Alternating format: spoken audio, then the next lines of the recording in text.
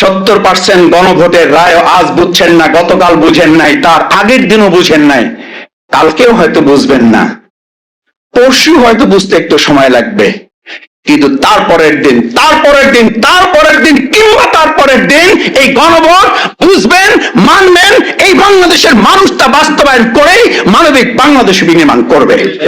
আমরা শুনলাম বর্তমান মহাসচিব উনি খুব সুন্দর করে বলছেন আমাদেরকে যারা ফ্যাসিস্ট বলছেন তাদের জ্ঞানের স্বল্পতা আছে। তাহলে আমি জিজ্ঞেস করি যে এই চিকিৎসকরা সেদিন এই আহত জুলাই যোদ্ধাদের চিকিৎসা দেওয়া ডেড বডি ম্যানেজমেন্ট করতে গিয়ে যাদেরকে বদলি হতে হয়েছে, সেই একই চিকিৎসকদেরকে বর্তমান সরকার পুরস্কৃত করার পরিবর্তে তাদেরকে বদলি করছেন। আপনাদের ফ্যাসিস্ট হওয়া আপনারা বুঝতে পারছেন না, এটা বলার সীমাবদ্ধতা না, বরং আপনাদের বুঝার দৈন্যতার শামিল। আপনারা বুঝতে পারছেন না যে আপনারা ক্রমান্বয়ে ফ্যাসিস্ট হয়ে উঠছেন।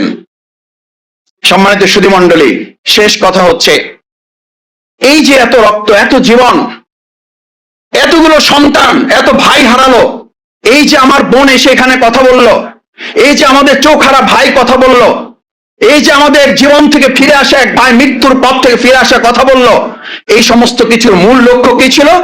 আমরা একটা সংস্কার চাই। আমি এখানে দাঁড়িয়ে একটা কথা এর আগে বলেছিলাম, বিগত আওয়ামী ফ্যাসিস্ট সরকার ইসলামের কথা শুনলে তাদের মধ্যে ভয় তৈরি হতো, আর বর্তমান এই সরকারের কাছে আমি দেখি তারা সংস্কারের কথা শুনলে আটকে ওঠে, যেন সংস্কার আতঙ্কে তারা ভুগছেন। অথচ 31 দফা সংস্কার নাকি তারাই রেডি করেছেন, তারাই সংস্কারের মূল হোতা এবং সংস্কারের মূল প্রবক্তা তারা। যদি তাই হয় তাহলে সংস্কারে হাত দিয়ে আজকে ফ্যাসিস্ট সরিয়েছেন। আমরা খুব স্পষ্ট করে বলতে চাই, শুধু ফ্যাসিস্ট শাহাবুদ্দিন চুপ্পুকে সরিয়ে শেষ হবে না, বরং এই চিকিৎসা ক্ষেত্রে, সাংবাদিক ক্ষেত্রে, শিক্ষকতার ক্ষেত্রে, সচিবালয়ে সেখানে মেধা, দক্ষতা, যোগ্যতা, সততার পরিবর্তে যারা বিগত ফ্যাসিস্টের লেওন করেছেন, তাদের তোষামোদি করেছেন, তাদেরকে আবার পুনরায় বসানোর সমস্ত চক্রান্ত সম্পন্ন করে এই কাজগুলো আবার নতুন এই ফ্যাসিস্ট সরকার শুরু করেছেন। আমরা সেই জায়গায় আশা করি এই কাজগুলো না করে আসেন দল মতের ঊর্ধ্বে উঠে সততা, দক্ষতা, মেধা এবং যোগ্যতাকে মূল্যায়ন করে যদি আমরা এগিয়ে যেতে পারি, তাহলে 2024-এর জুলাই আগস্টে আমাদের যে শহীদ, আমাদের যে আহত পঙ্গুত্ব বরণকারী, আমাদের যে রক্ত চোখের পানি, এত ত্যাগ এবং কোরবানির মানবিক বাংলাদেশ বিনির্মাণ করার কথা ছিল, সংশোধন নয়, দাবি ছিল সংস্কার। একটা লাইন যদি চ্যালেঞ্জ করে বলে যায়, আমাদের সন্তানরা কোথাও রাস্তায় লিখে দাঁড়িয়েছিল সংশোধনের জন্য আন্দোলন, সাংবাদিকদেরকে সাক্ষী করে বলছে চ্যালেঞ্জ। আমি বর্তমান সরকারকে চ্যালেঞ্জ দিয়ে গেলাম, সংশোধনের জন্য আন্দোলন। এটা যদি দেখাতে পারেন তাহলে সংসদে আমাদেরকে কেন বলেন সংবিধান সংশোধন কমিটিতে আসেন।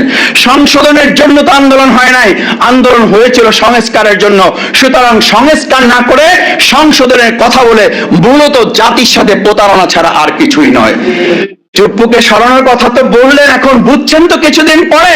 আমি আজ আর একটা কথা বলে শেষ করে দিয়ে যাই, 70% গণভোটের রায় আজ বুঝছেন না, গতকাল বুঝেন নাই, তার আগের দিনও বুঝেন নাই, কালকেও হয়তো বুঝবেন না, পরশু হয়তো বুঝতে একটু সময় লাগবে, কিন্তু তারপরের দিন কিংবা তারপরের দিন এই গণভোট বুঝবেন, মানবেন, এই বাংলাদেশের মানুষ তা বাস্তবায়ন করেই মানবিক বাংলাদেশ বিনির্মাণ করবে।